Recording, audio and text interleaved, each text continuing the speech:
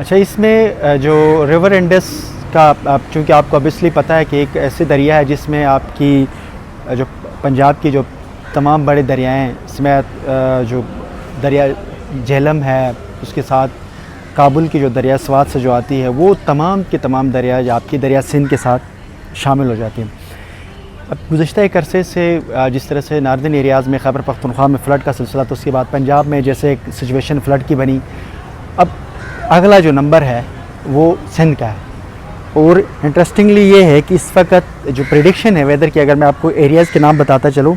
سندھ میں کراچی، حیدرآباد، جامشورو، ٹھٹہ، بدین، سجاول، تھرپارکر، عمرکوٹ، سانگڑ، دادو، جیکاباد، دیگر اضلاع میں شدید بارش کی پریڈکشن کی گئی۔ ایک طرف مقامی سطح کے اوپر اگر وہاں پر 100 ملی میٹر یا 50 ملی میٹر بارش ہوتی ہے، اور دوسری طرف اگر جو سچویشن جس طرح سے بنی ہوئی اس وقت ستلج پر ہندوستان کی جو ڈیمز کی پانی کھولے گئے ہیں اور ستلج پہ بہت ہائی لیول کا فلڈ ہے، اس کے ساتھ ساتھ ملتان میں اس ٹائم شدید فلڈ کی سچویشن میں وہ پانی تمام کے تمام آتا ہے آپ کے دریا سندھ میں جائے گا،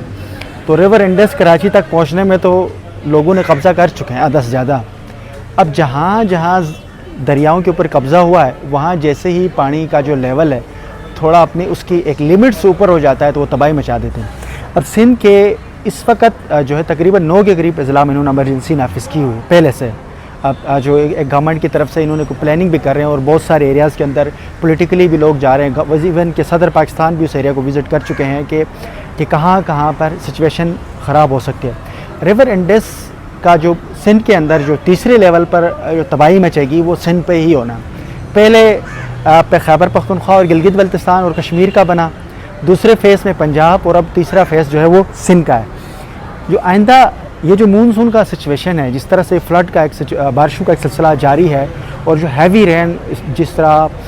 ہندوستان کے ہماچل، اتر پردیش اور خاص کر جموں کشمیر کے ایریاز کے اندر جو بارشیں چل رہی ہیں اور بہت ہیوی بارشیں، اس سے لینڈ سلائڈنگ،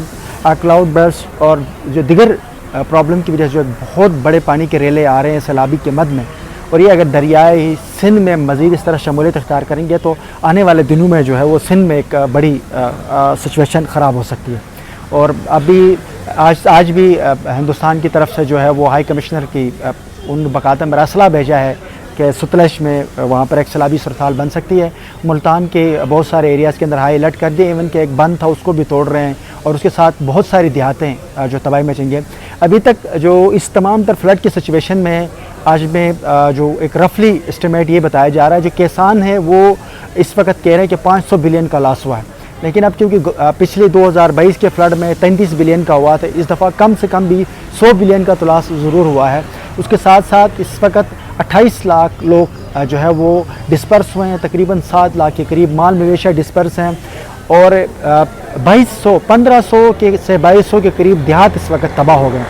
تو ایسے میں ایک بہت بڑا ریاست کو یہ چیلنج ہے کہ ان لوگوں کو مائیگریٹ کرنا اور سیف سائڈ پر لے کر جانا، اور ان کی فائنینشلی ان کو سٹیبل کرنا ایک بہت بڑا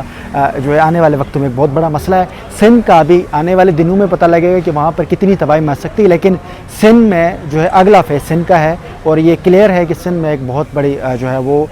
کم سے کم انسانی جانیں تو بچ جائیں گی، لیکن ایک زمینی لاس ہو سکتا ہے۔ جی